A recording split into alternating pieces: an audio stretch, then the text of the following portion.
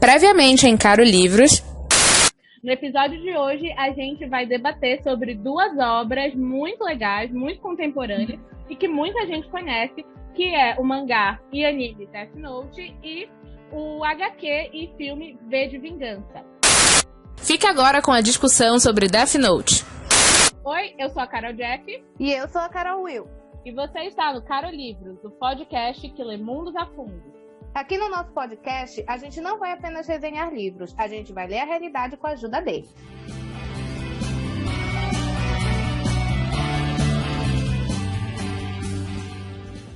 E a segunda obra analisada hoje vai ser a obra Death Note, do Tsugumi Ohba.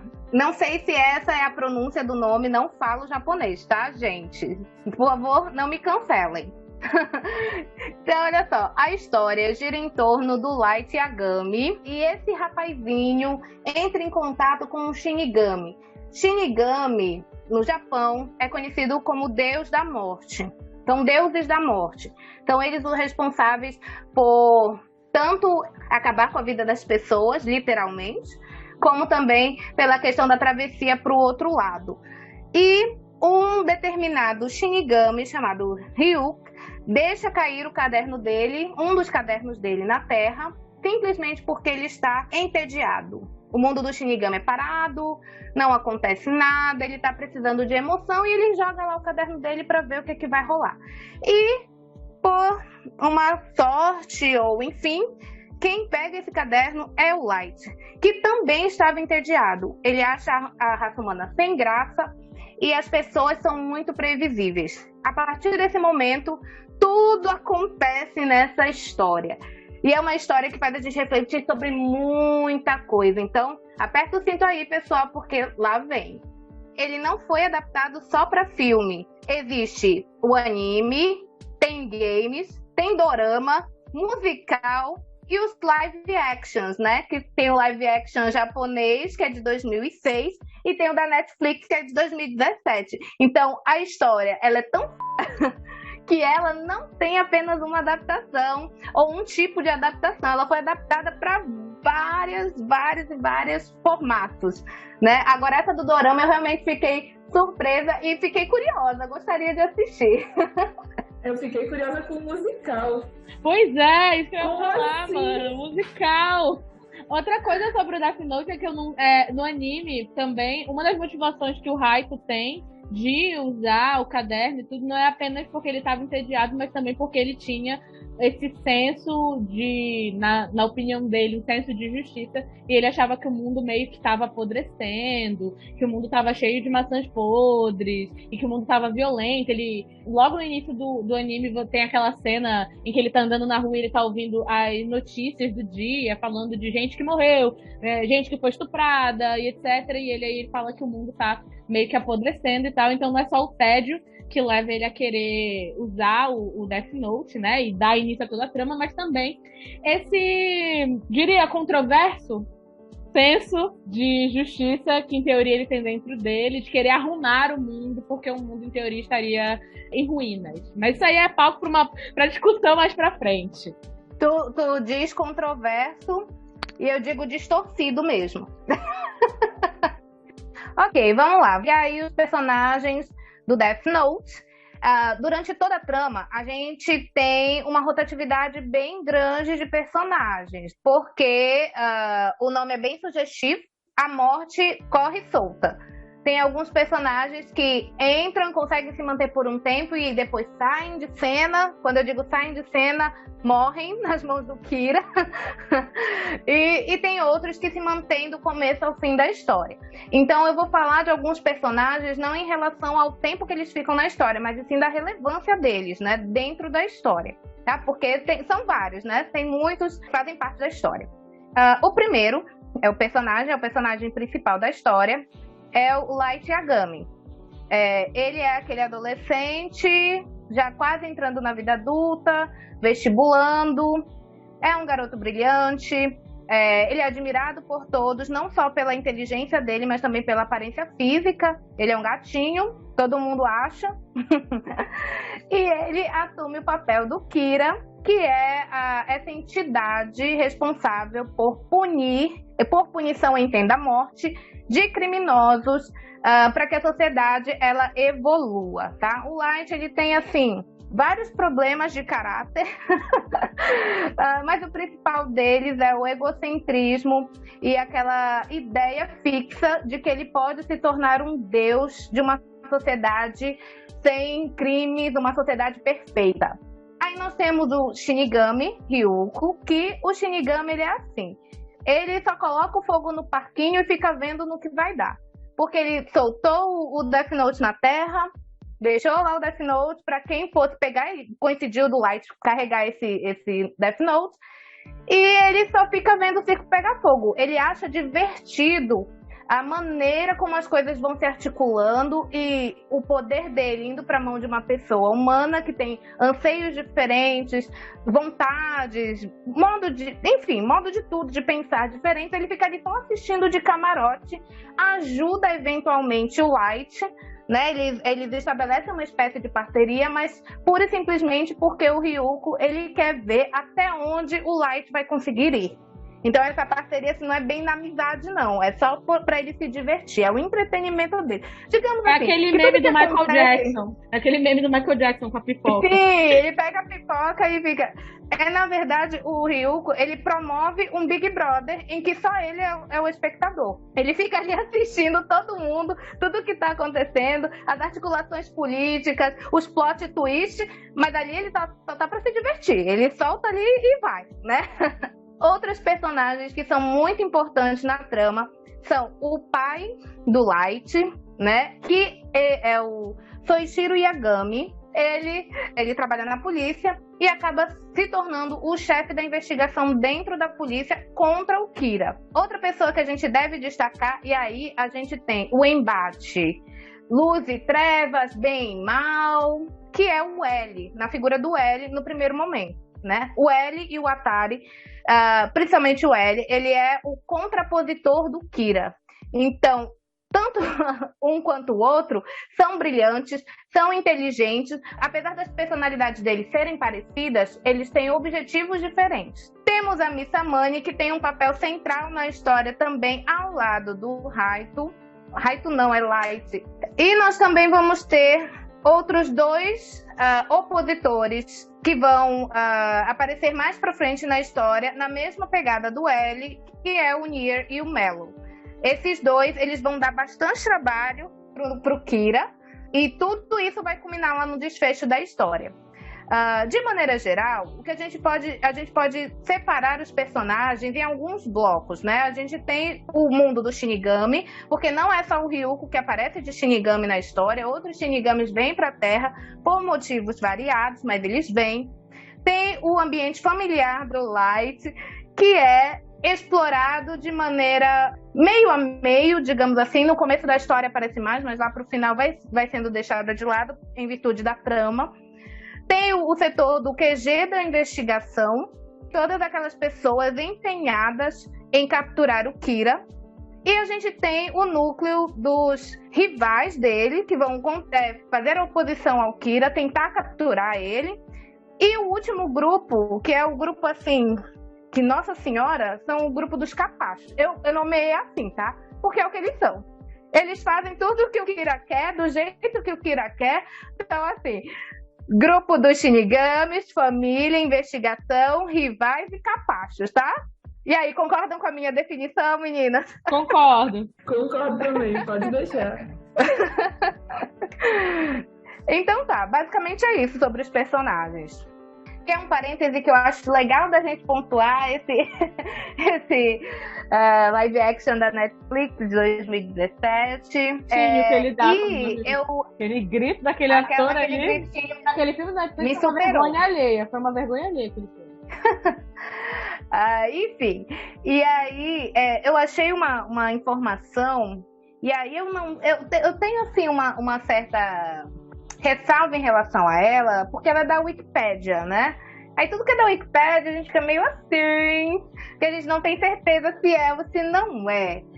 Mas, pelo que eu li lá na Wikipédia, rola um burburinho de que talvez o autor do Death Note seja um pseudônimo de algum outro autor bem conhecido, porque esse autor do Death Note não tem muitas obras, não é assim amplamente divulgado, enfim, aí rola aí uma teoria de que ele seria um pseudônimo de uma mangaka mais famoso, né? E que estaria se escondendo aí para fazer a história. Eu não sei se isso faz muito sentido, porque o Death Note fez muito sucesso, né? Muito mesmo. Então, assim, mesmo que fosse um pseudônimo, acho que a pessoa já teria aparecido para dizer, olha, então, sabe aquele autor? Sou eu, tá, gente?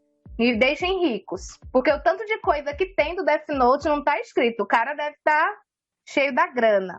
Então, vamos lá. Eu separei alguns temas pra gente discutir em torno da história. Eu não fiz que nem vocês fizeram uma análise bem detalhada do começo, meio e fim da obra.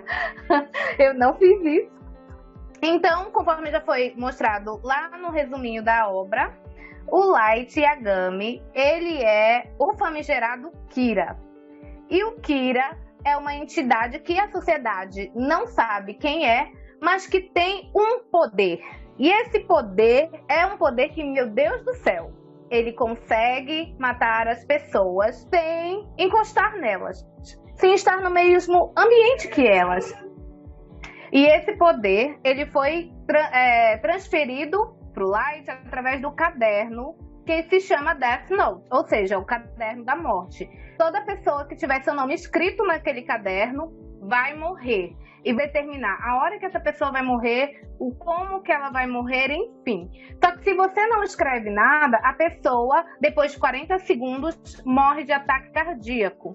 Então, no começo da sua jornada, o Light, ele não se preocupava em determinar mortes específicas.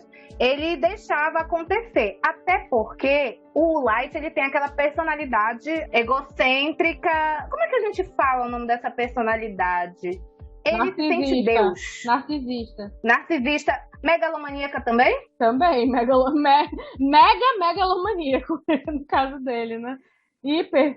Porque a partir do momento em que ele tem esse caderno nas mãos e ele descobre que ele tem o poder de vida e morte sobre as pessoas, ele decide, põe na cabeça dele que ele é a única pessoa capaz de criar uma sociedade perfeita em que não haja crime, em que não haja maldade, e ele será o Deus desse novo mundo que levará as pessoas à grande iluminação.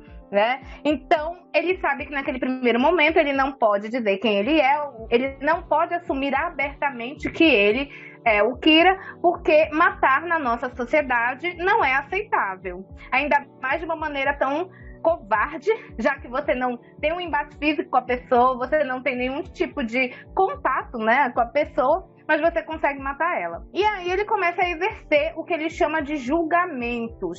Ele vai julgar as pessoas que ele considera que são a parte podre da sociedade. Ele começa a exercer esses julgamentos com as pessoas, com os criminosos que têm seus crimes divulgados na TV. Então, as pessoas, a TV, a grande mídia, que é sensacionalista, diga-se de passagem, coloca lá o rosto das pessoas que cometeram algum tipo de crime e o Light começa a matar essas pessoas e todas elas morrem de ataque cardíaco. E isso começa a acontecer com tanta frequência que o pessoal começa a pensar que não é coincidência, não pode ser coincidência, né? As pessoas, o criminoso é notificado na televisão, anunciado lá que ele cometeu crime tais, não demora muito, ele morre de ataque cardíaco.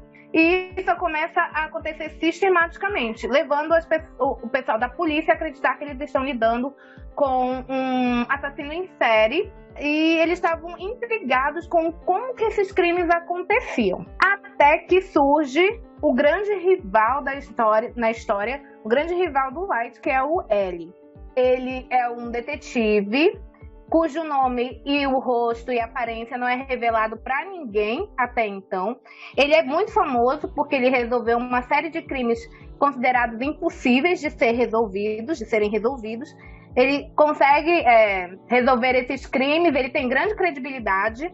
Ele não está restrito à polícia japonesa, ele trabalha com a polícia internacional, né? Ele tem vínculo com a Interpol, ele tem vínculo com o FBI, e ele nota o que está acontecendo no Japão, que começou no Japão, e vai atrás, entra em contato com a polícia para pegar esse tal de Kira. Agora, o que eu achei assim muito, muito interessante na história, e aí eu quero que a Tami e a Jack conversem aqui comigo, é o fato de que o Kira, ele só sai do anonimato para a grande esfera das pessoas, do conhecimento das pessoas, não é pela mídia tradicional. A mídia tradicional está tentando abafar os casos, está querendo que a polícia tome a frente para resolver.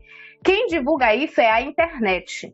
E tem um capítulo específico no anime que o Light, ele fala que a internet vai ser a grande porta de entrada para ele no mundo. E ele explica todo o raciocínio pro Ryuko. Ryuko é o Shinigami. Então, o Ryuko, ele tá tentando entender qual é o raciocínio que o Light está usando. E o Light explica para ele que a internet vai ser a grande difusora aí da autoridade dele sobre o mundo. E realmente é o que acontece. Quando se começa a perceber que tudo quanto é bandido, assassino, estuprador está morrendo, e morrendo de uma maneira misteriosa, por mais que a mídia tente abafar, na internet todo mundo divulga aquilo que está acontecendo e cria-se uma legião de fãs do Kira, e são eles mesmos que atribuem esse nome para o Kira. O Kira não tinha se auto-intitulado Kira, ele tinha se auto-intitulado Deus do Novo Mundo. Uma coisa boba, né? Coisa pequena. Eu sou humildade, o Deus do mundo. Humildade. Né? Coisa assim. Mas a internet chamou ele de Kira, e aí ele até fala que a palavra Kira pode advir aí da palavra killer, em inglês, né? Que significa assassino. E aí as pessoas começam a criar como se fosse uma espécie de religião mesmo em torno do Kira.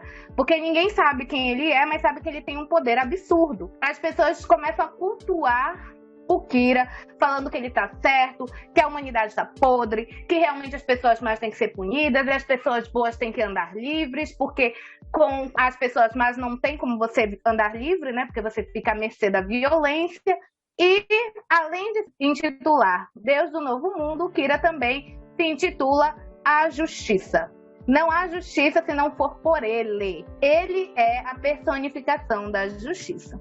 E quando o L entra na parada, o L também se intitula a Justiça. Só que no sentido de que ele vai deter aquele que está exercendo tirania e, digamos assim, está exercendo tirania no sentido de que ele mata as pessoas a bel prazer. E esse poder é perigoso de ficar mantido na mão de uma pessoa. Então o L acredita que a justiça é ele.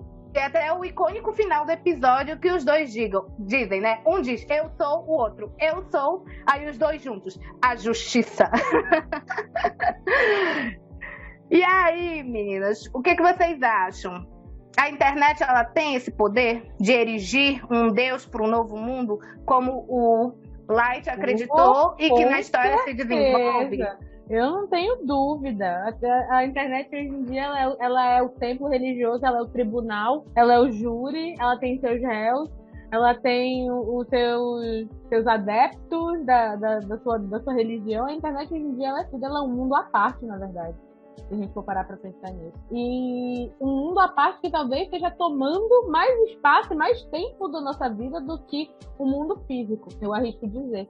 Então eu acho que a manobra que ele está fazendo, na verdade, é uma manobra visionária do que a gente vê hoje, que é essa coisa de você espalhar fake news contra o seu opositor político, ou de você espalhar fake news contra aquela pessoa que fez alguma crítica, e a gente está vendo essa campanha de empoderamento das fake news de maneira muito consolidada agora no nosso quadro político atual. Eu acho que o Light, por ele ser inteligente, ele sabia que a internet ela é uma porta muito fácil de entrada de tudo, pelo simples fato de que a internet ela dá duas coisas que as pessoas gostam muito: anonimato, e por trás da sombra do anonimato as pessoas elas acham que elas podem falar e fazer o que elas quiserem, coisas que elas não têm coragem de fazer no mundo físico, onde a cara delas está ali exposta e elas sabem que elas vão ter que arcar eventualmente com alguma consequência que haja daquelas palavras daquelas atitudes. E além do anonimato, a internet ela proporciona um ambiente sem restrições. É como se não existisse filtro na internet, porque é muito difícil você criminalizar aquilo que você não vê, aquilo que você não toca. Ela é tão fluida e ela é tão intangível ao mesmo tempo que isso faz com que uma coisa que você postou aqui agora, quando ela, dependendo de quantas vezes ela for compartilhada, vai chegar numa pessoa do outro lado do mundo e essa pessoa não vai saber que a origem foi você. Então, como a internet ela é muito diluída, digamos assim, ela acaba não tendo barreiras. Então, se torna uma terra sem lei, onde você pode tudo. Você pode praticamente tudo na internet. Tem gente que vai dizer que não, na Deep Web é que eu posso tudo. Na internet normal a gente não pode. Pode sim, porque você tem gente fazendo ataques racistas, tem gente ameaçando os outros de morte, você tem gente fazendo ameaça para outras pessoas, tudo através da internet, e não acontece absolutamente nada com essas pessoas. Tudo é vedado ali pelo perfil fake, é vedado porque essa pessoa ela não coloca o nome dela verdadeiro, ela coloca um apelido. Então eu acho que a internet ela é uma porta, mas se eu tivesse que dizer, ela é a porta do inferno, se eu tivesse que dar um nome para essa porta. Porque ela traz um turbilhão de coisas. E um turbilhão de coisas ruins. Tem muita coisa boa na internet para quem tem um filtro mental para usar essa internet. Quem não tem, vai acabar sendo levado pela essa correnteza. Não tem jeito. E cada vez que você vai mais afundando nesse pântano que é a internet, chega um momento que você não consegue mais sair. E eu acho que isso é perigoso. E isso é perigoso, principalmente quando você tem tensões na vida real, na vida física, que estão cada vez mais acentuadas. Então eu acho que a internet, ela roubou o protagonismo e hoje a gente tem um movimento contrário. Antes a gente tinha pautas do lado de fora da internet que entravam na internet. Hoje em dia a gente tem pautas que são da internet e que depois elas atravessam para o mundo físico e culminam em eventos de violência, intolerância, mortes e etc. Então, eu concordo muito com o que a Jack falou, mas eu acho que isso também se torna um pouco mais forte. Os movimentos acabam se tornando um pouco mais fortes porque tu acaba encontrando gente que pensa que nem tu. Porque, por exemplo, o cara pode ser machista, pode ser racista, e ele pode estar no meio, fora da internet, que isso não seja e que isso não seja aceito. Mas aí na internet ele vai achar algum grupo que pensa que nem ele. E ele vai dizer, olha, eu não tô sozinho. Olha, isso pode fazer sentido. Olha, vamos se organizar então para bater na galera? E aí eu acho que isso é muito o que acontece. Eu já teve um movimento que foi organizado só pela internet. E eu acho, se não me engano, a invasão do Capitólio nos Estados Unidos também foi planejada dessa forma. Foi a galera que pensava todo desse jeito, que era pró-Trump, que acreditava numa teoria da conspiração, aquele QAnon, isso. Se organizaram e foram todos juntos fazer protesto. Se eu não me engano, aqueles 300 de alguma coisa que foi lá em Brasília também. 300 que tinha 10 pessoas só, né? Da Sarah Winter. Exatamente. A Sarah Inverno. Isso, Sarah Inverno.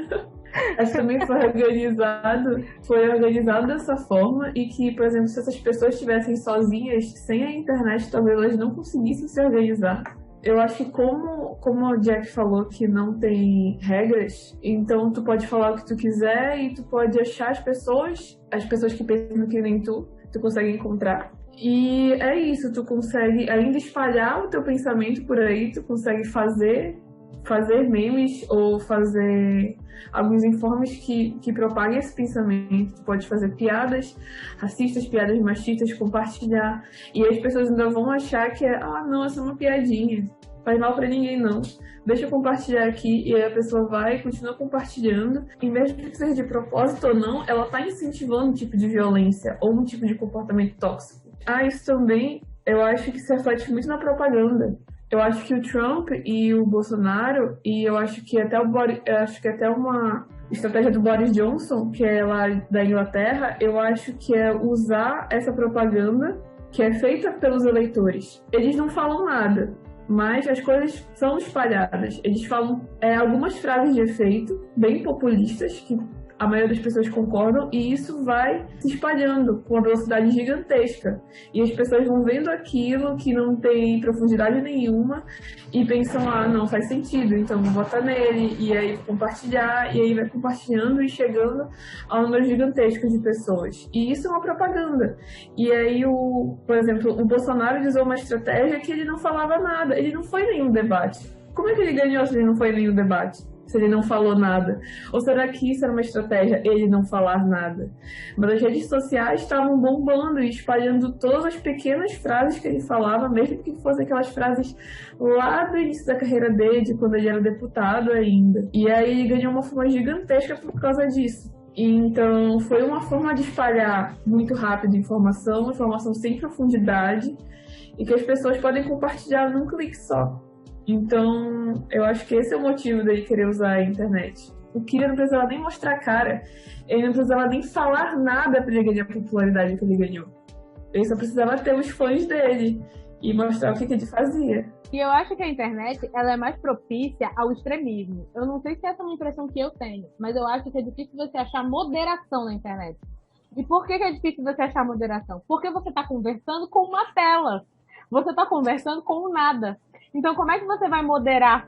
Como é que você vai dialogar? Como é que você vai trocar uma ideia de uma maneira não agressiva se você não está vendo com quem você está conversando? Eu acho que na internet, todo mundo... eu percebo isso. Às vezes você fala um negócio de boa ali, num comentário, e vem 10 mil pessoas brigar contigo. Mas você fala, mano, eu não tava brigando. Eu tava falando de boa. Eu não tava brava. Só que eu acho que é isso. Essa coisa da gente deixar de ser uma pessoa, um ser humano, e se tornar uma foto de perfil, é uma forma de desumanização. E aí, quando a gente se torna essa foto de perfil, as pessoas não perdem a habilidade, a gente perde a habilidade de dialogar como a gente dialogaria olhando no olho de alguém.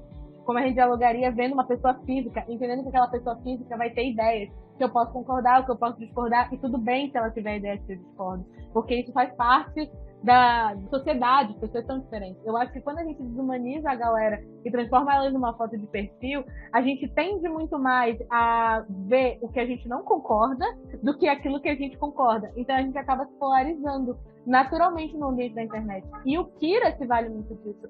Porque quando ele entra na jogada e começa a ter uma perseguição policial atrás dele, e isso toma uma proporção um pouco maior, e as pessoas sabem que a polícia começa a ir atrás do Kira, o L até usa chega a usar, pelo menos no anime, uma estratégia que é tipo uma trap pra ele, um bait.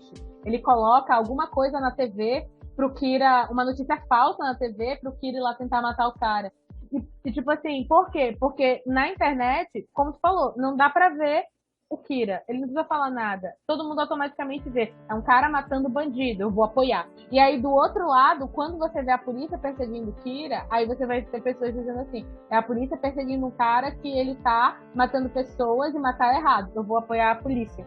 E aí, eu acho que começa essa mesma polarização de ideias. Quem é a favor e quem é contra o Kira. Só que quem geralmente é a favor de coisas que são consideradas totalmente não aceitas, essas pessoas, eu tiro o chapéu para elas. Elas se articulam muito melhor do que quem é a favor do socialmente aceito. E isso é inegável. Elas se organizam muito melhor.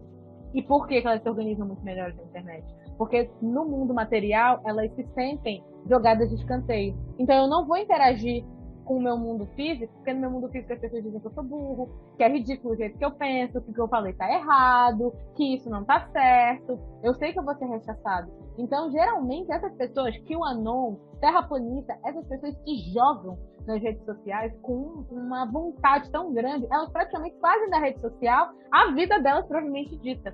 Eu vi um documentário no Netflix falando dos terraplanistas e mostrou que eles, praticamente a maioria da galera que é terraplanista na internet, eles cortaram totalmente as relações que eles tinham com família, perderam esposa, maridos, os filhos não falam mais com essa pessoa.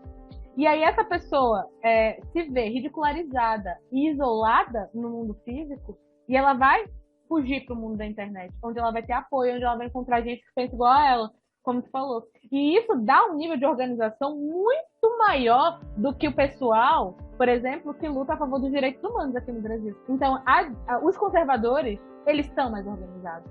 Tanto que eles conseguiram invadir o Capitólio através da internet. Eu não vejo um movimento desse vindo do lado oposto, por exemplo. Pois é. E aí, o Light, ele entende essas duas coisas. Então, o Light, ele é detentor de vários poderes. O primeiro é o do caderno, que é o maior de todos, porque as pessoas temem, ao mesmo tempo que elas idolatram o Kira, elas temem o Kira.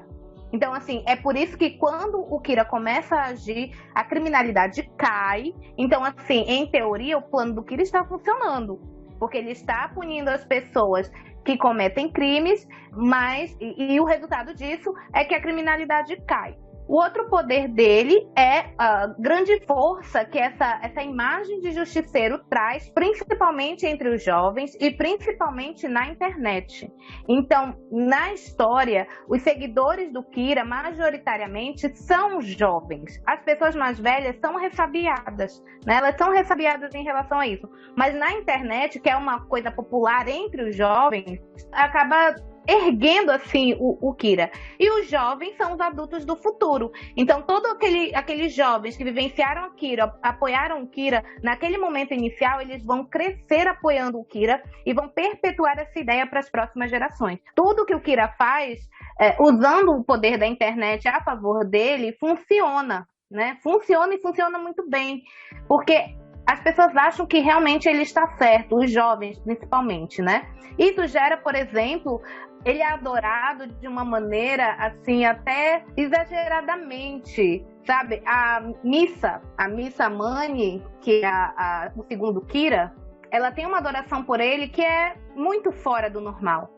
Ela se sente grata a ele, ela praticamente diz para ele que se ele quiser usar ela de tapete para ele limpar a sola dos sapatos, ela deita no chão e ele limpa a sola dos sapatos. Porque ela acha que é um grande privilégio ela estar na presença dele. O mesmo acontece com outro personagem, que é o Mikami. O Mikami, ele aparece já lá no final da história e ele é o suplente do Kira. Como chega um momento da história em que o Kira vira o detetive do próprio caso, o Light vira chefe do time que procura e caça o Kira para prender ele e levar ele à justiça. Então ele deixa o caderno na mão do Mikami, e o Mikami ele tem umas ideias muito parecidas com a do Kira, e ele é um dos capachos, tá? Os capachos que eu coloquei são 4. A Missa Mani, o Higuchi, que é o primeiro suplente do Kira, a Kiyomi Takada, que é a porta-voz do Kira, e por último o Mikami, que é o segundo suplente. E ele, assim, é uma pessoa que se eu conversasse com ele, ele ia dizer, meu Deus, há uma terapia psiquiátrica urgente para essa pessoa. Todos eles, né, na verdade. Terapia, isso aqui faz. Isso aí, na verdade, Death Note é uma grande obra que chama atenção para a saúde mental. Né? Porque você tem que. Exatamente. Então, assim, o Kira, o Light, né? Ele é cercado de poderes ali que ele sabe usar muito bem porque ele é muito inteligente. Isso a gente tem que ter, né? Dar a César o que é de César. Odeio ele, mas ele é inteligente. Ele é inteligente e ele sabe usar as armas que ele tem. Uma delas é o grande carisma que ele tem. Talvez pela aparência física dele, por ele aparentar ser um rapaz acima de qualquer suspeita, ter aquele ar de austeridade, confiança, ter sido o primeiro colocado quando fez o vestibular para entrar na universidade, por querer trabalhar com a polícia para ajudar a prender o Kira. Então, todo esse tipo de atos que ele tem são muito bem pensados, muito bem raciocinados e funcionam muito bem. E ele sabe convencer as pessoas quando ele quer.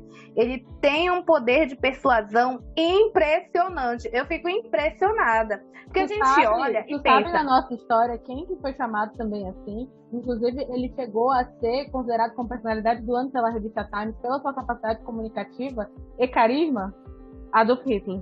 Ele era exatamente essa descrição que tu fez do Kira, era como diziam pra ele. Diziam que uma das maiores qualidades dele é que ele era uma pessoa muito comunicativa e que ele passava muita emoção pras pessoas na maneira como ele falava. Ele passava muita verdade, ele tinha muito carisma. Então, assim, eu me espantei um pouquinho quando tu falou descrição, porque bateu ali. E tem que bater, porque na verdade o Kira, como ele se auto-intitula, né? o Deus do Novo Mundo, a gente percebe que ele vai exercer uma tirania. Ele vai promover um reino de opressão em que ele é a justiça. Então, aquele debate que a gente teve no V de Vingança, ele casa muito bem aqui, né? Porque ele vai exercer isso, ele vai querer exercer isso, ele vai querer que as pessoas façam o que ele quer, do jeito que ele quer, quando ele quiser. E por mais que você não queira, você vai ter medo dele, porque ele pode te matar à distância. Ele tem o Wi-Fi da morte. Eu acho que isso fica meio bem claro quando ele começa a matar gente que não tem nada a ver com o propósito inicial dele, que era, tipo assim, a pessoa não era bandida, a pessoa não era nada. A pessoa era simplesmente um empecilho na vida dele. Era uma peça que tava fazendo tudo mais difícil. É assim com o L, é assim com aquela detetive cujo noivo é morto, a Missouri. Ele mata ela, não porque a Missouri fosse uma pessoa que cometeu um crime. É simplesmente porque a Missouri era uma pessoa que estava chegando muito próximo dele. Né? Ela estava conseguindo ali, pegando as fichas, ela conseguiu identificar que o Kira precisava do nome da pessoa para poder matar. Ela já tinha sacado isso, pegando ali a deixa do noivo dela, que foi morto por ele, né? Então, assim, eu acho que fica muito claro que a intenção dele não era exercer justiça, era exercer tirania, no momento em que ele começa a pegar pessoas que, em teoria, não tinham cometido nenhuma forma de crime, mas são mortas mesmo assim porque era um empecilho para ele. Um empecilho no sentido de que essas pessoas iriam se opor a ele, iam ter capacidade de oposição a ele. E eu acho que é muito louco, porque tem muito fanboy do Kira, assim, na vida real. Eu conheço muito fanboy, gente, na internet. Eu participei de um grupo de otaku, nunca mais passei na minha vida, no Facebook, que era só fanboy dele. Assim, tinha uma legião de pessoas dizendo que o Kira tá certo. Pessoas que leram o mangá, que viram as vídeos e falaram que estão falando que ele tá certo até hoje. Mas eu acho que vale a pena você seguir alguém que você não sabe se amanhã você não vai se tornar o alvo dessa pessoa, porque essa pessoa pensa só nela mesma. Então, a partir do momento que você não concordar mais com ela, você vai se tornar... Se você não está com ela, você está contra ela. É bem essa a visão desse tipo de gente.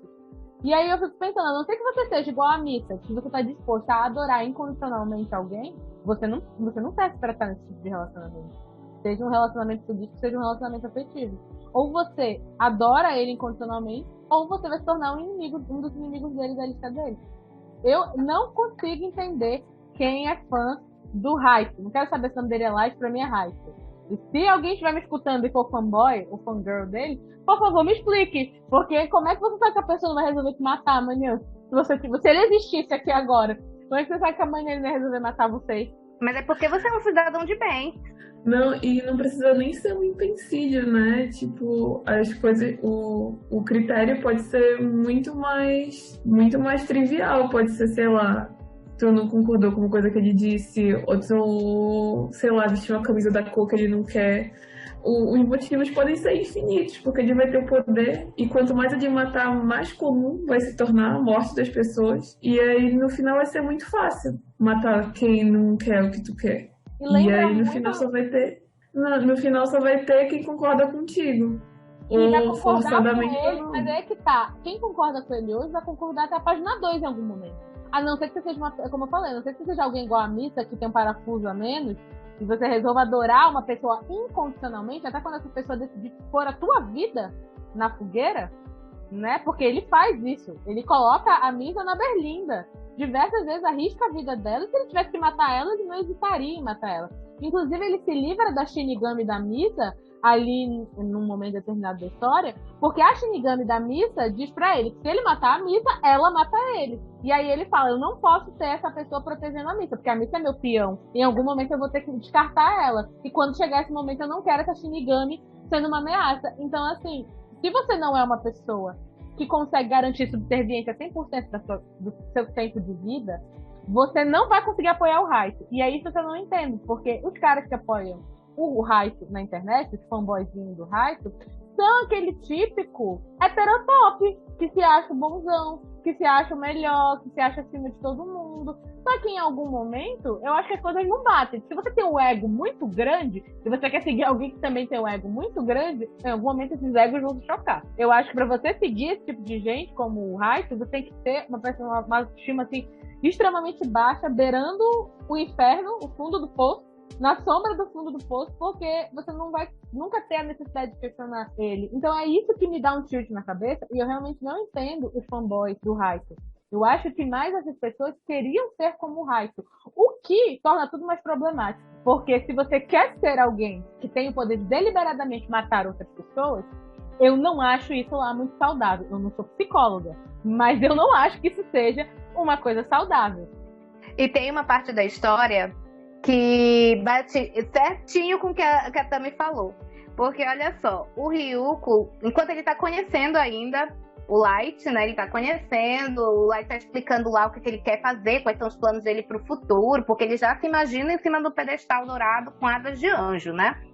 E aí ele fala, com esse poder, eu vou exterminar todas as pessoas ruins desse mundo. Eu vou exterminar a maldade. Aí o Ryuko, só vai sobrar você de ruim. É só você de mal que vai sobrar. Vai sobrar ele, sim.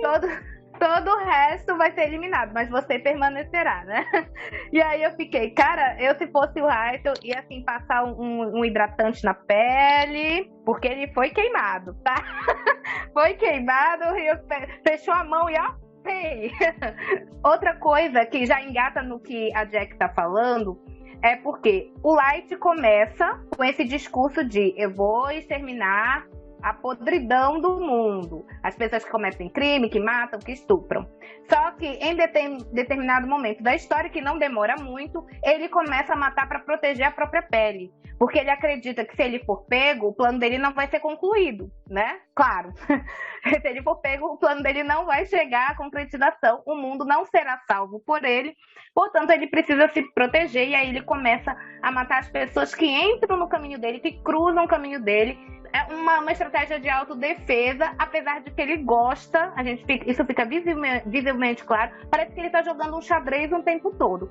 Então, quando ele consegue, assim, dar um checkmate em alguém, checkmate leia-se assassinar, né? Ele consegue dar um checkmate em alguém, ele fica feliz, ele se vangloria, aquilo faz bem pro ego dele. E aí, entra um debate que eu quero fazer com vocês, que é o seguinte: o poder por si só, ele vai corromper? Ou a pessoa já tem a sementinha do mal e com o poder aquilo sai? Porque, olha só, há um momento da história, quem assistiu o anime ou leu o mangá deve se lembrar, que é um momento da história em que ele abdica do uso do Death Note. E quando você faz isso, você perde a memória de tudo que você fez quando estava em posse do caderno. Quem você matou, enfim. E ele faz isso como uma estratégia, porque o nosso maravilhoso L, eu sou Team L, tá? Eu amo aquele personagem de paixão. Também sou Team L. Ele é meu favorito. O N não se compara, o Melo não se compara. Pra mim é ele, hoje ele, amanhã ele pra sempre, tá? Infelizmente, ele não consegue chegar na final, mas quando o Light, ele tá na mira do L, porque o L sempre soube que o Light era o Kira. Ele só queria provar. Mas ele sempre soube que era ele, que era o cara. Então, ele inicia a investigação, prende a Missa, que estava atuando como segundo Kira, e coloca o Light numa situação em que ele precisa provar a própria inocência. E para provar a própria inocência, ele se submete a ficar encarcerado. E aí ele arquiteta todo um plano lá para que ele abra mão do caderno e esqueça aquilo que aconteceu para ele ser inocentado. E ele consegue isso. Quando ele está explicando o plano dele para o Ryuko, de perder a memória, por abdicar do caderno, enfim, ele diz o seguinte: quando eu perder a minha memória, eu vou querer ingressar no time da investigação, porque eu sou esse tipo de pessoa. Eu sou esse tipo de pessoa que vai ver a injustiça e vai querer lutar contra essa injustiça. Então, quando eu esquecer que eu sou o Kira, eu vou querer trabalhar para descobrir quem é. E aí, nesse trabalhar de descobrir quem é que o caderno vai voltar para minha mão. E aí eu vou voltar a ser o Kira novamente. E ele estava certo, realmente isso acontece. Agora, a pergunta que não quer calar é: ele parece uma boa pessoa quando ele não está em posse do caderno? Ele parece realmente empenhado em ver justiça, em pegar um cara mau que tá, enfim. E aí, quando ele recebe as memórias dele de volta, todo mau caratismo, pedantismo e etc. volta pra ele com força total. E aí ele ainda fica se achando mais foda porque ele conseguiu dar o desdobro no L, arquitetando todo esse plano. E aí, gente, é o caráter dele que é podre ou é o poder que desencadeia a podridão? Olha, eu acho que... Peraí. Difícil. Mas assim, eu acho que ele agia contra as injustiças, né? Como ele falou, que ele era esse tipo de pessoa, mas eu acho até o momento em que ele não via alguma outra solução para combater essa injustiça, sabe? No momento em que ele conseguiu o caderno e ele viu o que ele podia fazer, ele virou uma outra pessoa totalmente diferente. Porque ele, enquanto uma pessoa normal, que poder que ele tinha? O que ele podia fazer? Ele podia usar a inteligência dele e lutar para que aquilo fosse resolvido, lutar para que a vida de todo mundo fosse melhorada, porque ele estava ali, vamos dizer, naquela categoria de pessoas. Ele não tinha nada para se destacar. A partir do momento em que ele conseguiu essa arma, vamos dizer assim, entre aspas, que é um caderno com o poder de matar as pessoas à distância, ele já tinha uma coisa diferente, ele já tinha um artefato diferente, um jeito diferente de aplicar a justiça e aplicar o que ele achava que era certo ou não. Então, eu acho que é o poder? Ou será que não? Não, eu concordo com o que tu falou. O que tu falou é que é o poder que corrompe, sim. A tua explicação, pelo menos, eu entendi isso. E eu concordo contigo. Eu acho que... A minha opinião é essa. Eu acho que todo mundo, todos nós, carregamos predisposição para fazer o mal. Todos, sem exceção. Eu acho que em momentos que a gente se sente encurralado, a gente vai pensar em fazer o mal pro outro. E eu acho que negar é ruim, porque você não encara. Você não encara esse tipo de animosidade que você tem dentro de você. Eu acho que a partir do momento que você encara, você controla. Ou você tenta controlar. Eu acho que é ruim quando você nega. Quando você tenta ser uma pessoa 100% boa e no final ninguém consegue ser. E aí eu acho que é exatamente isso. Eu acho que uma pessoa que, como tu falou, a Cami falou, ele estava ali na mesma classe que todo mundo. Ele era uma pessoa comum. Ele não tinha nada que empoderasse ele. Ele não tinha nada que colocasse ele acima dos outros. Então, nesse momento, óbvio que ele vai lutar por justiça. Porque ele vai querer que essa pessoa que está matando os semelhantes dele saia de circulação. Porque, afinal de contas, ele também é um alvo. Ele é um potencial alvo nessa situação. Mas a partir do momento que ele ganha poder na mão dele e que ele sabe que ele não é alvo, ele não tá na linha do tiro, ele é aquele que atira nos outros, isso muda totalmente a dinâmica da divisão de mundo que ele tem. Porque isso daí, ele vai... o caderno, para ele, na visão do Light, justifica as ações dele. Então, o caderno, ele ser detentor do caderno é a grande prova de que ele é o eleito, ele é o escolhido. Então, o que ele faz deve ser o melhor para todo mundo. Então, eu acho que é bem isso. Eu acho que a presença do poder na mão da pessoa, isso faz com que ela mude a visão que ela tem de si mesma em relação aos outros. E essa visão, essa mudança de visão, ela pode se tornar problemática se essa pessoa acumular muito poder e não tiver ninguém para frear ela, ou não tiver nenhum meio que as pessoas possam se defender. É por isso que eu sou defensora da divisão de poderes aqui no Brasil.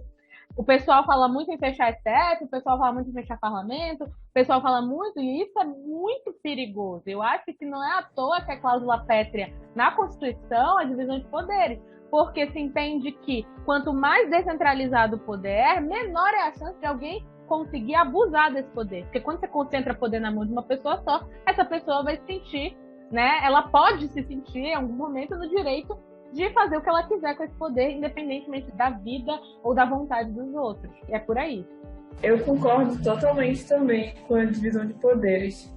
Eu sou Team Ellie também, tá? Só pra deixar claro. Eu não queria interromper antes, mas... é que eu entendi errado. Eu acho que é isso, é aquela questão que falam aqui no Brasil, que é o sistema de freios e contrapesos, né? Que a gente tem na Constituição. É por isso que a gente tem 3 poderes. Para que em algum momento, freie o poder do outro. Você não pode dar poder demais para uma pessoa só ou para um setor só. E é isso que permite o diálogo democrático, né? É quando você tem um equilíbrio ali. Então, quando aquela pessoa, aquela esfera do poder está querendo passar a linha que incumbe para ela, as outras conseguem intervir e dizer, não, epa, não é assim que funciona. Uhum. Já pensou se o executivo pudesse legislar e também pudesse julgar? Como é que seria isso? Seria uma ditadura. Né? Então, eu acho que o poder ele é um negócio perigoso. Ele é um negócio necessário, mas ele ao mesmo tempo ele é uma faca de 2 gumes. Sim, já pensou se o juiz participasse da investigação do caso que ele vai julgar? Já pensou Não, se ele e ficar pior trocando WhatsApp com o promotor? Já pensou nisso? Entregar todos os dados, né, pra pessoa lá. Imagina, gente, olha só que coisa. Não é? E Se fosse usado pela mídia, não, e fizessem o boneco inflável dele vestido de super-herói em Brasília.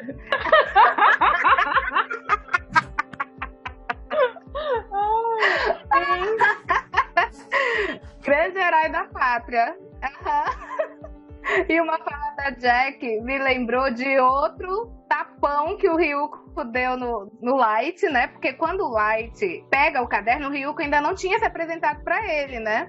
O Ryuko ficou na sombra, só esperando, e chega um momento que depois que o Light já tinha usado o caderno, enfim, que ele aparece pra ele. E aí o Light pensou, mas por que você me escolheu? Porque eu sou tão especial assim pra você me dar o caderno? Aí o Ryuko, nenhuma te enxerga, eu só joguei o caderno e calhou de tu pegar, entendeu? Tu tava passando ali e pegou. Cai na real, cara, tipo, mano, eu amo o Ryuko. O Ryuko vive dando um chupefe ali no Light, e eu acho muito que bem. Ele é o único que pode, né? Porque não tem como o Light matar o Ryuko. E isso lembra muito uma único cena. Isso lembra a cena daquele filme. Vocês já assistiram? Tu sei que já assistiu, Will. Joana Dark, aquele filme, que é até com a Mila Jovovich, que faz o Resident Evil, né? A versão do Luc Besson, né? Isso. O filme da Joana Dark tem uma cena em que ela tá alucinando, né? Alucinando ou falando com Deus, depende do que você acredita aí. A Joana Dark ouvia vozes, né? E aí ela dizia que estava ouvindo a voz de Deus. E aí tem um momento em que ela já tá presa, prestes a ser queimada viva, e aí ela tá tendo essa conversa com Deus, e aí ela tá meio que dizendo assim pra ele que ela tá se sentindo abandonada, porque ele deu pra ela a missão, né, pra quem não sabe, a Joana Dark participou de conflitos na França, né, ela guerreou em conflitos na França, então ela dizia que Deus tinha dado pra ela aquela missão de, com as vozes, orientar o rei de como ele tinha que conduzir a guerra. E aí, quando a Joana Dark se torna herege por ouvir essas vozes, ela fala pra Deus, você me deu essa missão e agora você me abandonou. E aí o Deus fala assim pra ela, não sei que momento que eu te dei missão. Aí ela, a missão que você me deu de orientar o rei na guerra e de guerrear. Aí ele fala, eu não tenho missão nenhuma. Aí ela fala, mas e a espada que tava no campo? Porque quando ela era menina, ela encontra uma espada no campo. Aí ele fala, ué, o que tem a espada no campo? Aí ele começa a mostrar pra ela um monte de visão, tipo, a espada podia ter parado ali naquele campo porque tinha dois caras guerreando, aí um deles perde a espada. Aí a espada voa da mão dele e cai no campo. Um cara podia estar passando e jogar a espada no campo. A espada podia ter sido trazida pelo mar e parada ali no campo. Aí ele fala, mas de todas as versões de possibilidades que poderiam existir, você escolheu justamente essa. Aí ele mostra pra ela uma visão da espada descendo do céu, com uma luz em cima e pousando no campo, assim, esperando por ela. Aí ele falou, eu nunca te dei missão nenhuma. Você botou na sua cabeça que aquela espada era um sinal divino e que você devia se meter na guerra. Foi isso que aconteceu. E aí é muito mesmo essa visão que algumas pessoas que têm um certo poder na mão, porque a Joana Dark, ela se sentia poderosa, porque ela se via como porta-voz, né, de Deus na Terra. O que na época, para uma França totalmente dominada pelo catolicismo, era muita coisa. E aí, você ter um pouquinho de poder na mão já faz com que você se empodere, porque você acha que você é a única pessoa capaz de dominar aquele poder. E a gente não vê, a gente vê isso diariamente na política. E eu acho que é isso que talvez seja o grande problema do nosso e de outros países. É que os políticos, eles esquecem que a cadeira é maior do que o homem, é o que falam, né? Ou seja, o cargo, ele fica. O cargo é muito maior do que quem ocupa ele. Quem ocupa ele vai passar, uma hora ou outra. Mas a cadeira e o cargo, eles vão existir sempre. E eu acho que talvez falte essa percepção de efemeridade de quem tá no poder, inclusive pro Raik. Ei, Sil, você mesmo que tá ouvindo a gente. Eu sou a Carol Will e estou passando só pra avisar que ainda não acabou. Se liga aí. Você tá defendendo um cara que pode matar indiscriminadamente sem ser punido pela lei, vou transformar meu corpo numa arma perigosa, tá legal? É isso aí, tá ok? Gostei. Meu Deus, me pegaram. Tava me julgando porque eu falei que podia matar um velho pedófilo lá. Ela tava aqui me julgando. Tá vendo só? Enfim, a hipocrisia. Viu só? Então fica ligado pra não perder a parte 2 desse episódio. Vem ler Mundo da Fundos com a gente.